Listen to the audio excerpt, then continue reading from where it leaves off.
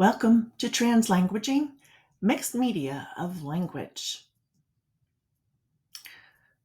Welcome to this presentation on translanguaging. My learning intentions for you are as follows. Understand translanguaging. Understand attitudes that drive language policy.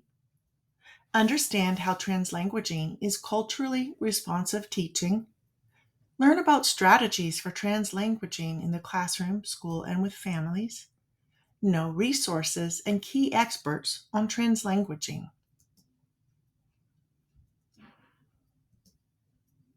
Consider Pablo Picasso's famous Cubist collage.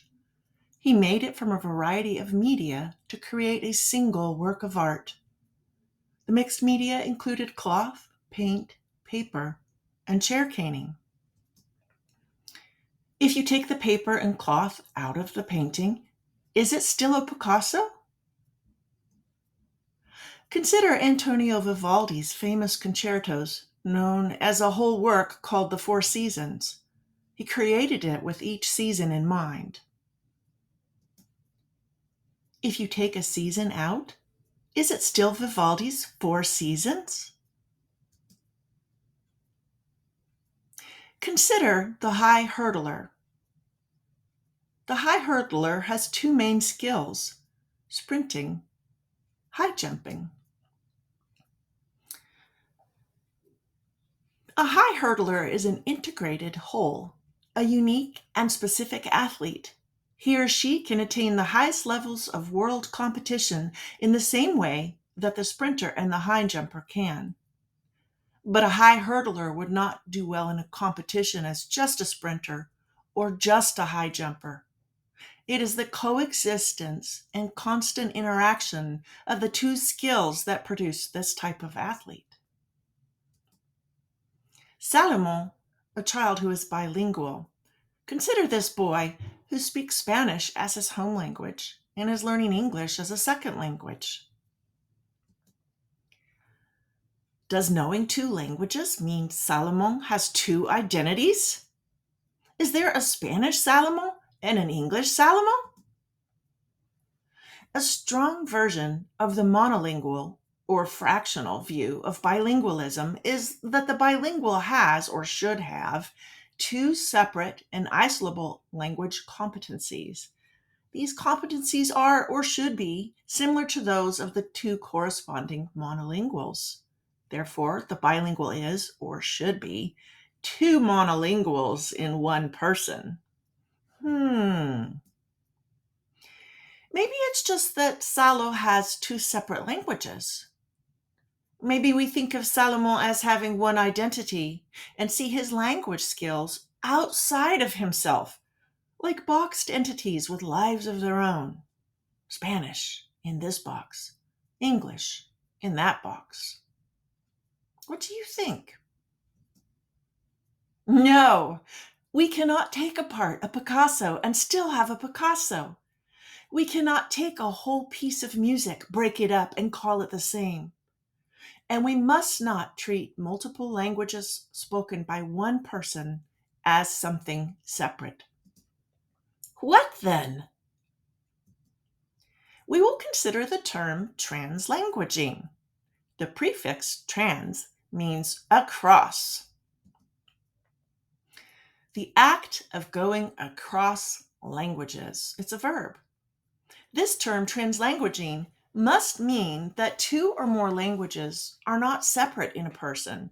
Instead, they travel back and forth across each other, drawing on the strengths of each in any given situation, being used by the speaker to communicate ideas while drawing on his or her complete language repertoire. That is, by using all of his or her language knowledge to communicate meaning and ideas to self and to others. Let's keep Solomon and his languages together in one. Let's not split them. Translanguaging does not treat bilinguals as two or more monolinguals in one person. Rather, it understands them as having a bilingual language system that affords them more tools, richer resources, and more flexible ways to learn new knowledge, to express themselves, and to communicate with others. These are the key points for understanding translanguaging. Translanguaging welcomes students' home languages as assets in the classroom. As stated by Osario, quote, the conceptual shift from emergent bilinguals having multiple autonomous linguistic repertoires to a single integrated one is important for instructional practice as it gives similar value to all languages and recognizes that the development of proficiency in one language cannot reasonably be separated from the other languages and language tools of a speaker. I would like to introduce you to Ophelia Garcia. She is a key expert in this field and has co-authored many books, spoken at many conferences, written many articles, and can be found on YouTube. Let's listen. Hi, my name is Ophelia Garcia. I'm a professor of urban education here at the Graduate Center. And today I've been asked to discuss translanguaging. And I've been asked to discuss what it is and who can do it. So let's start with the first question, that what is translanguaging? So translanguaging is the use of the children's full linguistic repertoire to make meaning without thinking of the fact that they have one language that is different from the other. So bilingual children have one language system with linguistic features that, of course, are associated with one language or the other, but they also learn to suppress certain features depending on the communicative situation in which they're at. Translanguaging is also a way of teaching, a pedagogy that builds on on those fluid language practices that bilingual children have, a pedagogy that allows children, for example, to read in one language and then discuss in another, or to read in one language and write in another. So a way of using all the A way of using all of the linguistic tools, I'm not sure why that cut off, a way to use all of the linguistic tools to communicate. You can finish watching this video by checking out my reference list and navigating to the YouTube site where she gives about a 30-minute speech. Now it's your turn. Think of an example of something consisting of parts that make a whole. Take the paper that's on your table and sketch it, title it, and caption it, and then use the tape that's also on your tables, post it on the wall somewhere. I'll give you just a few minutes to do this. You can do it individually or you can pair up. After we finish our little activity, we'll do a gallery walk and we'll talk and discuss the ideas that you came up with. Ready? Go.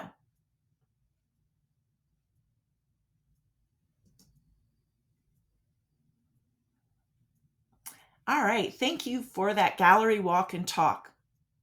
Let's talk now about policy and attitudes. Language policy determines, for the most part, how emerging bilinguals are educated in American public schools. Attitudes of policymakers often shape policy. Let's look a little deeper. Data are often the basis of policy. Therefore, those making language policies ought to consider the trend, which shows an increasing number of emerging bilinguals in our schools. In fact, English learners are the fastest growing student population group, according to the United States Department of Education. In some states, the percent increase in the number of English learners last decade was more than 400%. For example, the increase in South Carolina equaled 765.1% when looked at as a percentage of the total English learners student population. By 2025, about 25% of all K through 12 students in American public schools will be English learners. Arabic and Chinese were the next commonly reported home language after Spanish. In total, ELs in the U.S. public schools speak over 400 different languages. In 2018, more than 3/4 of all ELs spoke Spanish. That's 3.8 million. And in 2018, the greatest percentage of ELs in public schools were in first and second grade. Currently, in American public schools, English learners may not be receiving adequate support. Given the numbers and projected growth in ELs, policymakers and politicians, teacher training programs, departments of education, school districts, administrators, teachers, in other words, everyone involved in education, will need to examine attitudes and approaches toward educating this population and should be willing to grow and change. The current goals of most policies expect English to be learned and the use of the students' home languages to be extinguished. This makes it tough for teachers wishing to incorporate translanguaging because translanguaging is opposite of the unidirectional movement toward English proficiency experienced in most English language learner programs and promulgated by most language policy. To support students who are learning English as an additional language and make the necessary changes, a shift in thinking is required. What is that shift in thinking?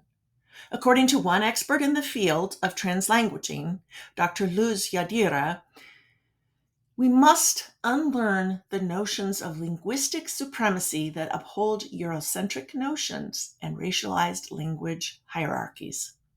For this to happen, a cultural shift must occur in our nation, in which the value of speaking languages other than English supplants the current nativist view that drives the English-only policies in education. The history of such policies is lengthy, so I will leave you with a resource to help you begin your journey to understand the mechanisms that perpetuate such a view. Understanding policy historically helps a learner to understand how we arrived at today's language policies. This website, mrsray.me, offers a timeline from 1830 to the present, and I encourage you to learn more, even if politics and policy aren't your favorite topic. Well, we should look toward preparing for the future. Being informed about what in the past shaped the present is the best place to begin. Henry David Thoreau said, quote, "Things do not change.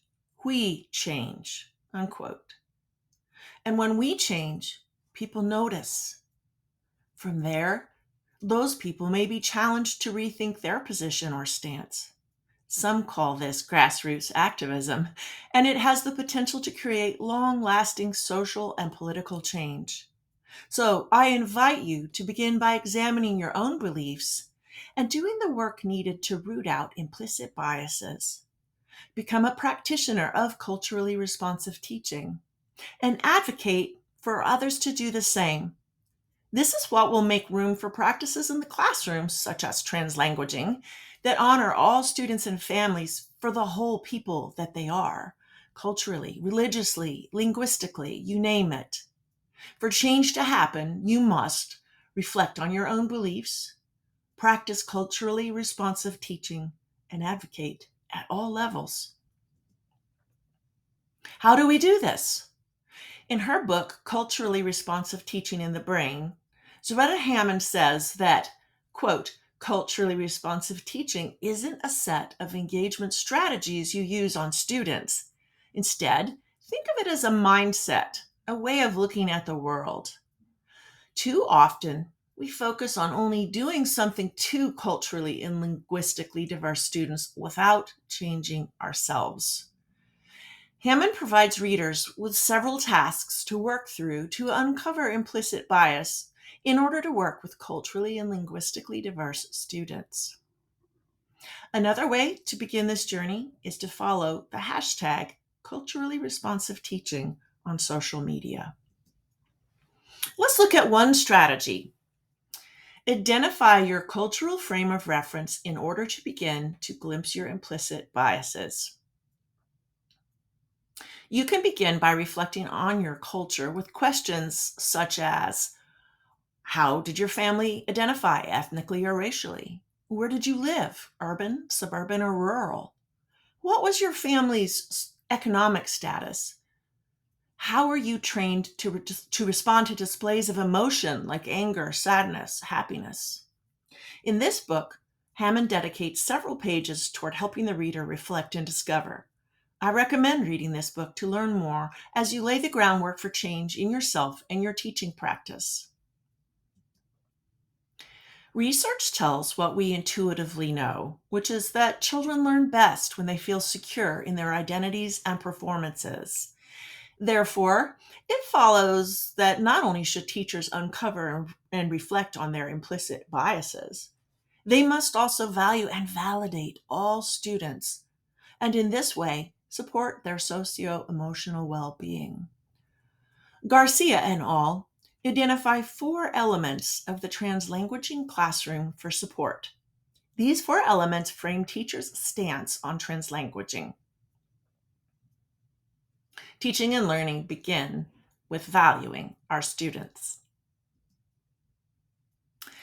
The first element is con respeto, or respect. Students who learn in environments where translanguaging is promoted are more likely to have positive views about their identity and to perform better academically. If we wish to value and validate all students in our care and help them learn, then we will move away from restricting an emergent bilingual student's use of language to just English.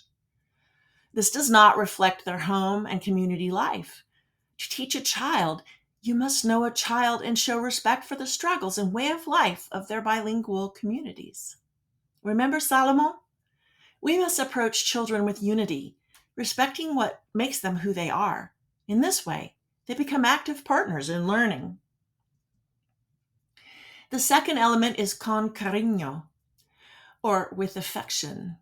Con cariño is at the core of the translanguaging classroom, where the languages of bilingual students are no longer conceived as separate, but as working junto, or together. The third element is como familia, or like family. Como familia refers to how translanguaging classrooms are like familias, always acting together to promote the well-being of the whole, but sometimes also struggling with each individual member. When this is the vibe in the classroom, then conversations are deeper, honest, and meaningful, and trust becomes the core of classroom relationships. It's your turn. Turn and talk about this graphic, which you will find on your handout. Here are the guiding questions for your discussion. Explain the difference between surface, shallow, and deep culture. Consider, what is the emotional impact on trust for each level of culture? And how is this applicable to your teaching practice? When we come back after a few minutes, we'll share your ideas. Ready? Go!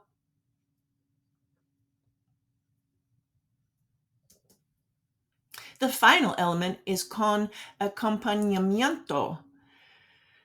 Con acompañamiento, pardon my poor Spanish pronunciation. This means that teachers in translanguaging classrooms accompany youth as they share stories and experiences. In other words, teachers show themselves to be learners too, alongside their students. As Garcia and al. Say, teachers and students are, quote, always languaging and learning juntos, or together, unquote. When all 4 of these elements are valued by a teacher in a translanguaging classroom, she demonstrates a stance that, quote, language, literacy, and content are learned together, that students' home and school experiences go together, and that critical consciousness is developed together with meaningful learning. This is also from Garcia et al. Teaching in such a way is an act of social justice. As Bautista Thomas says, quote, translanguaging is transformative because it helps highlight the strengths of the languages that the children bring to the classroom while building on new language practices. It also provides an opportunities for teachers to get to know families by inviting them to participate in various ways, which helps inform the teacher about family dynamics, social systems, and sociopolitical issues impacting children in their households. In a translanguaging classroom, all of the students' languages and language tools are given privilege in the process of learning, thus promoting equity and social justice. Let's move into application now. How can you use this in your classroom? We'll begin with 2 short videos.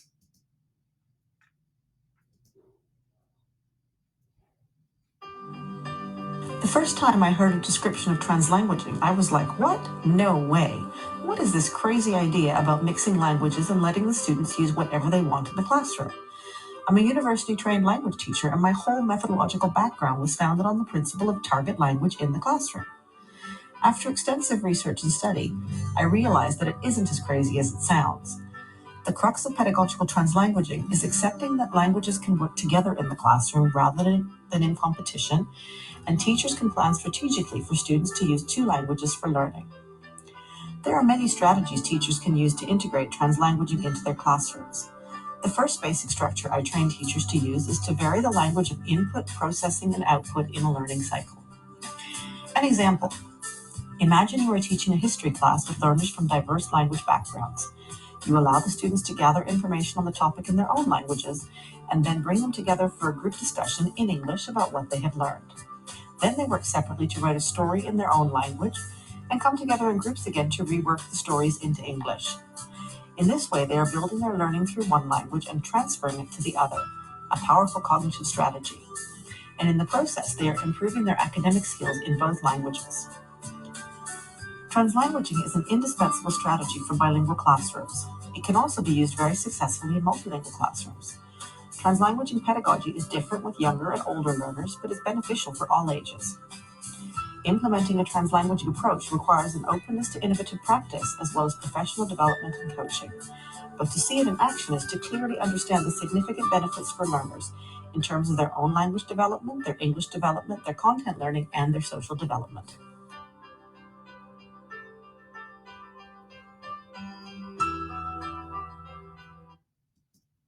Okay, let's talk about the key points from that video. Accepting that languages can work together in the classroom rather than in competition. That's one of the mindsets that you have to adopt as a teacher. Teachers can use a variety of strategies to incorporate translanguaging based on input processing and output during their planning.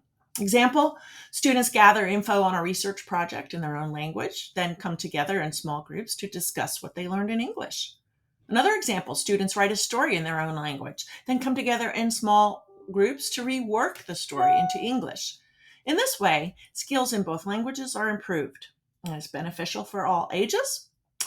It requires an openness to individual practice, coaching, and professional development. And there are multiple benefits for students. All right, let's look at one more short video by the same author.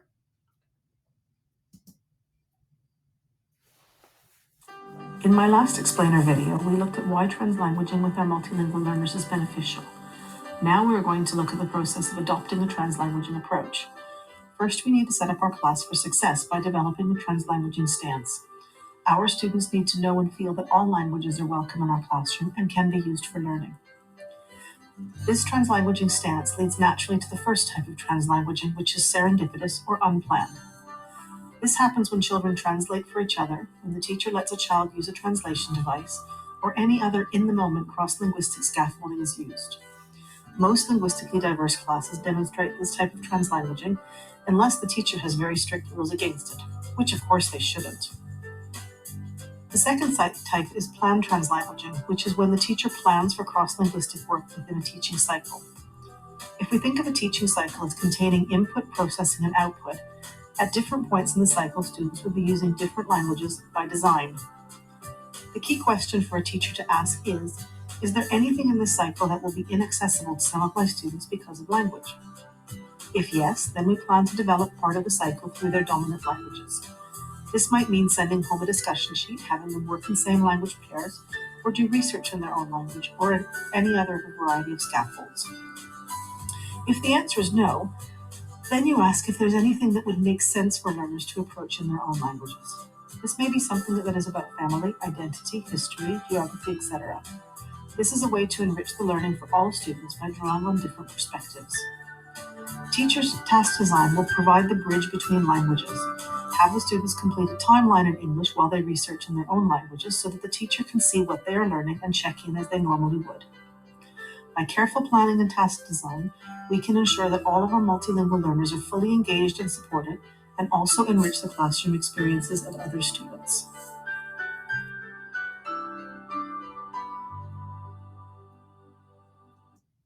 Okay, let's talk about the key points. First of all, what is our stance? All languages are welcome and can be used for learning. There's in-the-moment learning, or serendipitous learning. And there's planned translanguaging, or cross-linguistic work in a teaching cycle. This is when we scaffold things and take into consideration the different languages and the different levels that students are at. We might ask, what might be inaccessible in my lesson to some students because of language? Part of the input processing output cycle might include having students work with a parent in their home language on a homework assignment, or working in the classroom and seeing language pairs, or researching online in their home language. Ask yourself, what makes sense for learners to approach in their own language in order to include different perspectives in classroom discussions? These strategies fully support all emerging bilinguals while enriching the learning of other students as well. Teacher concerns. Are you concerned because you are monolingual?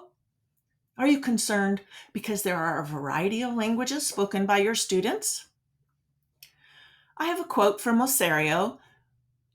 Quote, even when a classroom teacher does not speak the student's language or languages, there are still ways to bring those languages into the classroom space. This can be done by using texts that have multiple languages, allowing students to have discussions in various languages, and even allowing responses to the literature, whether oral, written, or illustrated, to be in any language. Truthfully, teachers do not need to abandon their instructional strategies when embracing translanguaging. Instead, teachers may modify strategies in ways that will capitalize on students' linguistic and cultural knowledge. Teachers may also add new strategies to their repertoire. A good place to begin is by incorporating books in the classroom that either have been translated into other languages or that use more than one language within the same text itself. Let's look at some examples. In a 2021 webinar on translanguaging, Dr. Luz Yadira Herrera and Carla España highlighted topics, texts, and translanguaging ideas. In this slide, 3 books that have both a Spanish and an English version are shared, as well as one that contains both languages. The topic is focused on community, the role of place in our lives, and home, which are important topics to children from collectivist cultures. That is, cultures that value collectivism over individualism. The translanguaging suggestions include having students discuss and annotate these stories using their entire language repertoire, play with language use as they draft their own stories. Maybe they'll put dialogue in their home language. They can perform scenes, paying attention to the translanguaging in the text. Do a reader's theater with your students. They can return to the mentor text to study word choice. Okay, so these are strategies mostly for students. These are books here for students about 4 to 8 years old. Okay, taking a little zoom in on the one book shared from Sondores or Dreamers, or Sonadores, sorry for my Spanish pronunciation, or Dreamers. This is one book that is in both Spanish and English, as you can see in the pictures. In this one, in Vamos, Let's Go Eat, both Spanish and English can be found throughout the story. As you can see in the speech bubbles, you've got a conversation in both languages happening.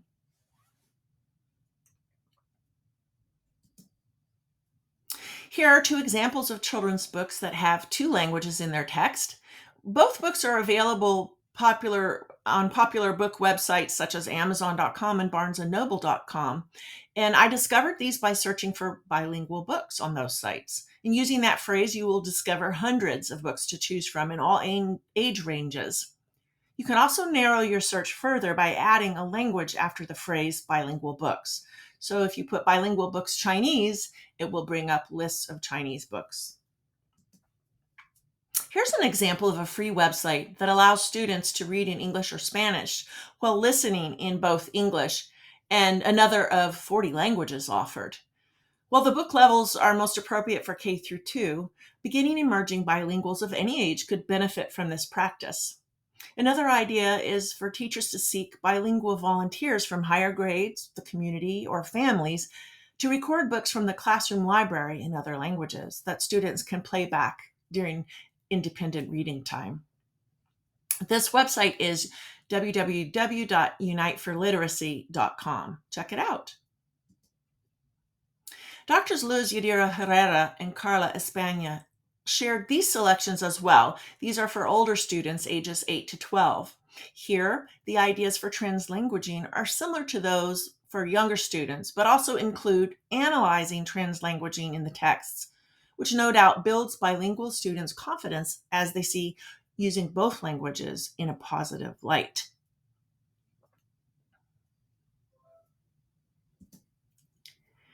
In one of the books, Efren Divided, both Spanish and English are interwoven throughout the text. Notice that within the story, maintaining one's home language is a theme. Remember that these texts should be available to monolingual students as well. If we look down here, aquí están. Ama set the breakfast spread on the kitchen table, her exhausted eyes creasing as she smiled. Mijo, most of the world speaks more than one language, and Spanish is a part of who we are.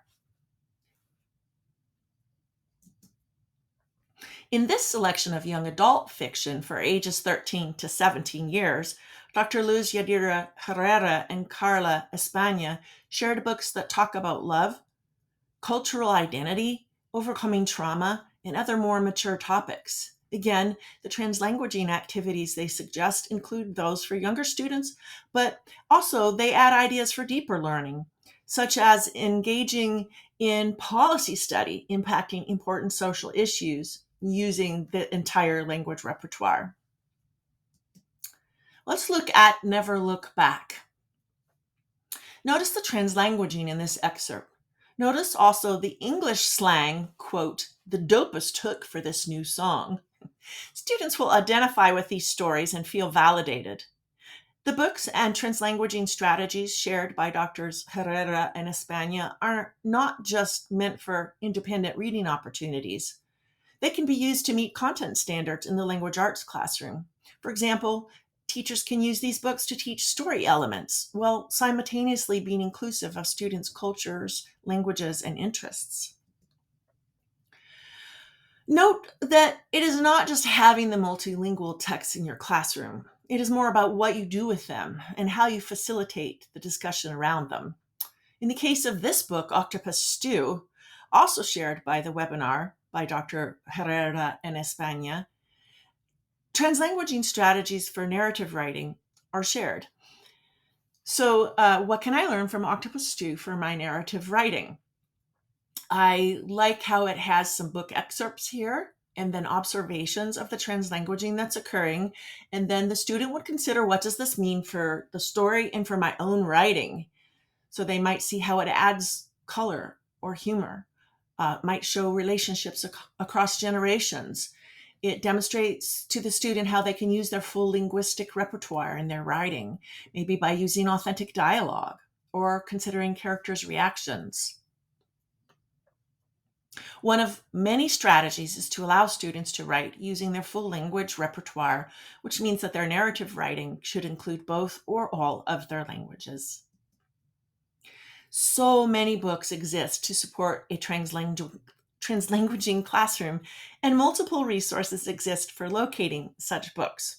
These are some of my favorite sites. You can find all of the links to these in the reference list, which you can download. We have the Multicultural Children's Book Day website, The Colorin Colorado is a very famous and well-known site. It's a bilingual site for educators and families of English language learners. There's Spanish Mama. An excellent resource that we'll talk about later is the CUNY site. And Common Sense Media has bilingual books, as well as the Association for Library Service to Children. Then you might even look in newspapers or magazines, like The Guardian listed the top 10 bilingual books in 2019. But equally important to diverse language use is representation. When looking for books, seek those that allow students to see themselves in the stories, that represent their cultures, that make explicit connections to their lives in their home language. As this infographic demonstrates, this can be difficult, but it is not impossible. A good way to find these is to search for award-winning books. For example, look for books given the Pura Belpre Award, which is, quote, presented annually to a Latino or Latina writer and illustrator whose work best portrays, affirms, and celebrates the Latino cultural experience in an outstanding work of literature for children and youth, unquote. Or look for the Tomas Rivera Mexican-American Children's Book Award, which is given, quote, to honor authors and illustrators who create literature that depicts the Mexican-American experience. Take a deeper look at the infographic. 50% of diversity in children's books in this study in 2018 showed that the representation was white. The next was animals. Children need to be able to see themselves reflected in the stories that they read so that it becomes meaningful and connects to their lives. Although representation is important, merely representing cultural groups without deeper exploration can result in unintentionally perpetuating stereotypes and cause harm. Rather, teachers must transform their literacy curricula using knowledge of students, awareness of bias, and commitment to social justice. So a teacher who loads up her classroom library with books that, say, have Black characters may be representing that race, but did she choose those books with her students in mind? Does she actually know her students? Knowing your students goes beyond short conversations with them between classes or noticing their skin color. What can be done then? There's a lot. Consider home visits, interviews with students' families, patronizing community businesses in certain parts of town, or visiting parks and neighborhoods where the students live. Invite family members into the classroom to share parts of their culture or to read a book in their home language. And listen, really listen to your students on the playground, in the hallways, in the lunchroom. Learn how they talk and how they use their languages, what interests them, what their plans are, and show you care. Okay, time for an activity. In your table groups, review the books at your table. Prepare a summary, and then prepare ideas for using these in your Translanguaging classroom. Be ready to report back in 7 minutes. Ready? Go.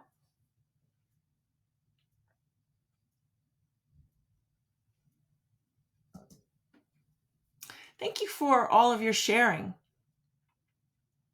While many picture books, chapter books, and novels are available that promote translanguaging, finding books for social studies, math, or science class is much more difficult. For example, quote, finding an appropriate Chinese language textbook for middle school and satisfactorily covering all of the requisite U.S. history topics is all but impossible. Luckily, a translanguaging model encourages students to use more than just textbooks for learning. Students can locate information on the internet. Many YouTube videos that provide reliable information in languages other than English can be searched out and used for learning by students. A secondary benefit of this approach is the legwork it saves teachers when students share the responsibility for identifying appropriate academic resources. Let's look at 2 examples. Khan Academy is a well-known free educational platform that launched its Spanish version in 2013. In addition to English and Spanish, It now offers full-featured educational videos in Armenian, Bangla, Bulgarian, Czech, French, Georgian, German, Korean, Norwegian, Polish, Brazilian Portuguese, European Portuguese, Serbian, Turkish, and simplified Chinese. Many other languages are in different stages of development, called demo and light sites, on their way to becoming full-featured sites. Check out biology classes on YouTube by the Amoeba Sisters en Español.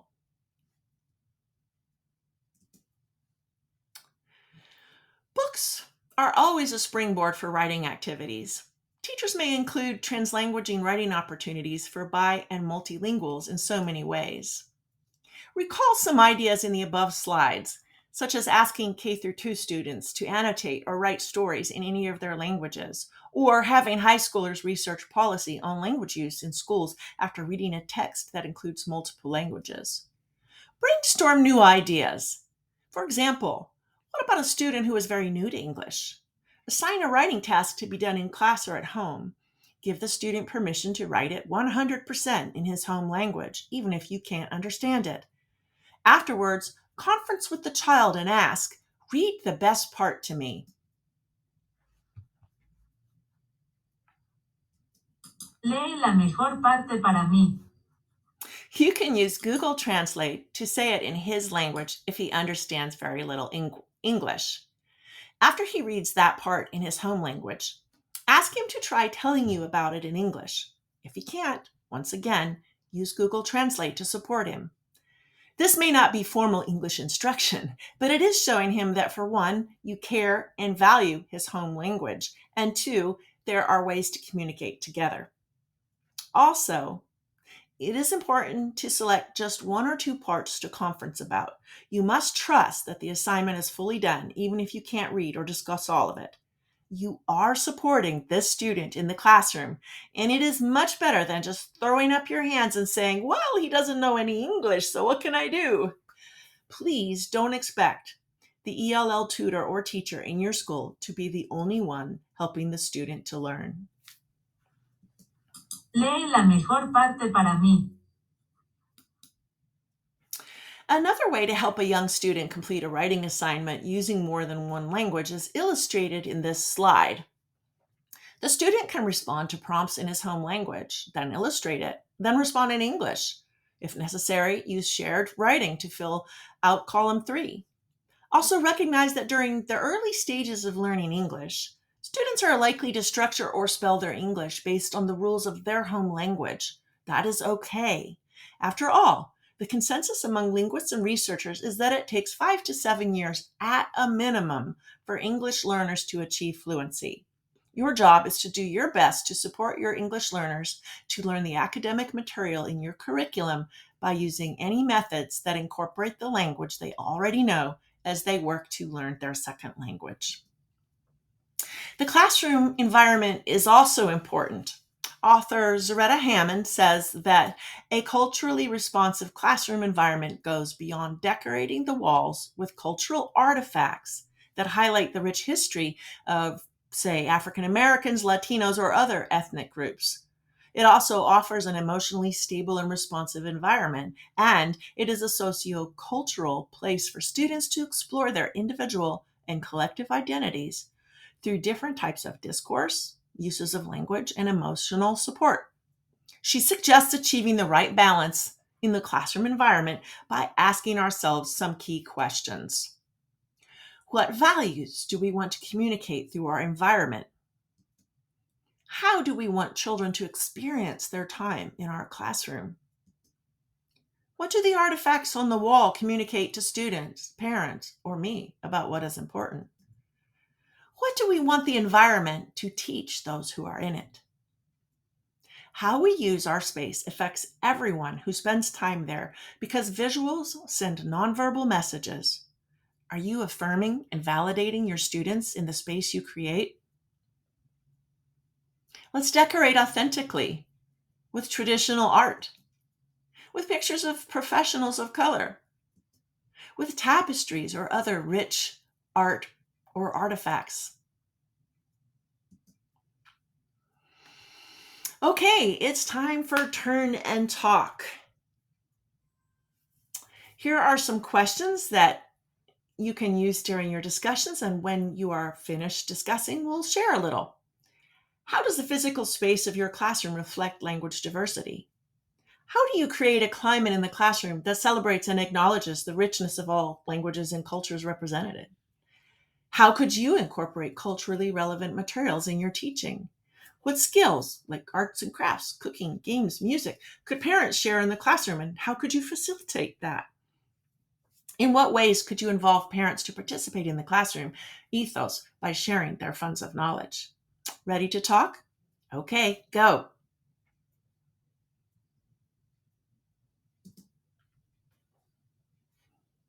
Thank you for sharing your ideas. We're close to wrapping up our professional development, so here is a quick review of some important takeaways. For translating, Google, staff, parents, former students, linguistically advanced students. Be creative in finding ways to communicate with your students. Families, will they help with homework? What are their language preferences? Could their child interview them to create a story about their family? What funds of knowledge do they have that can benefit the classroom? In what ways could a non-English speaking family member participate in the classroom? Could they label items in the classroom in their home language? Assignments. These can be written in any language. These can be researched in any language. Use websites, magazines, radio. Scaffold to match language development in bi and multilingual students. Materials. What can you use? Where can you find it? How will you use it? Colleagues and administrators. How will you explain translanguaging to them? Will you be supported? And if not, what is your plan? Could you share what you are doing during a staff meeting or in a professional learning community? Yourself. What are your first steps? What will you do to learn more? What will you do if you disagree or feel uncomfortable with ideas you come across as you research translanguaging?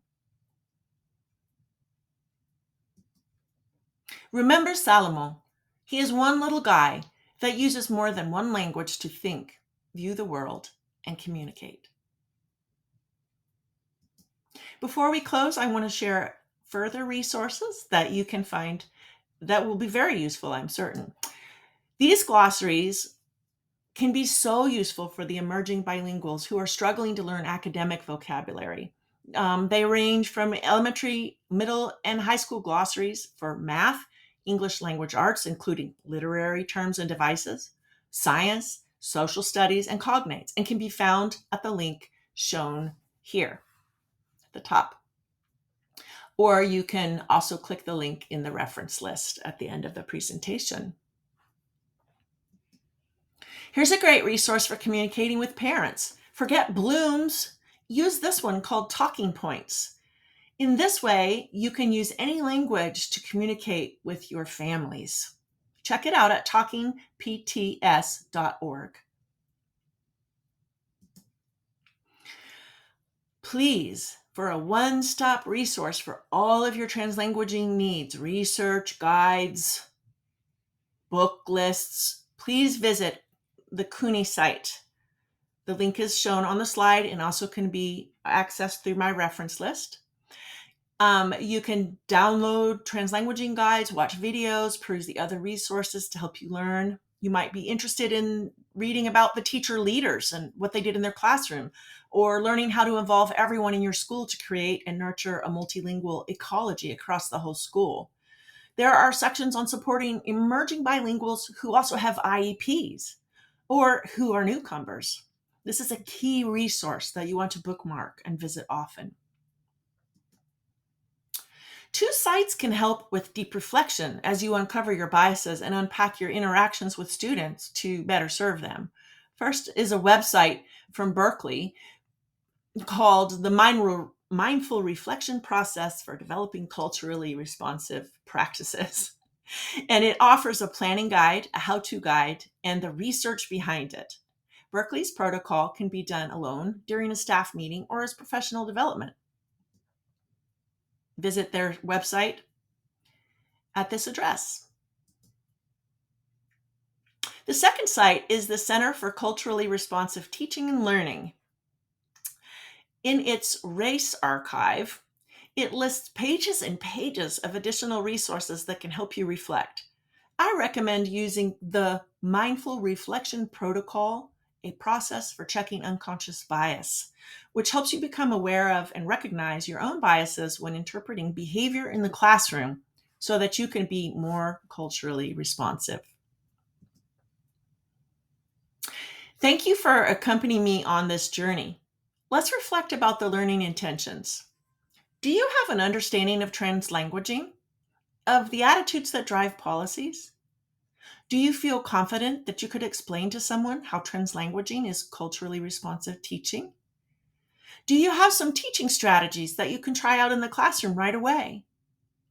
Are you ready to explore the resources and learn from the key experts, such as Ophelia Garcia and Zaretta Hammond? If you can answer yes to these questions, then I have done my job today.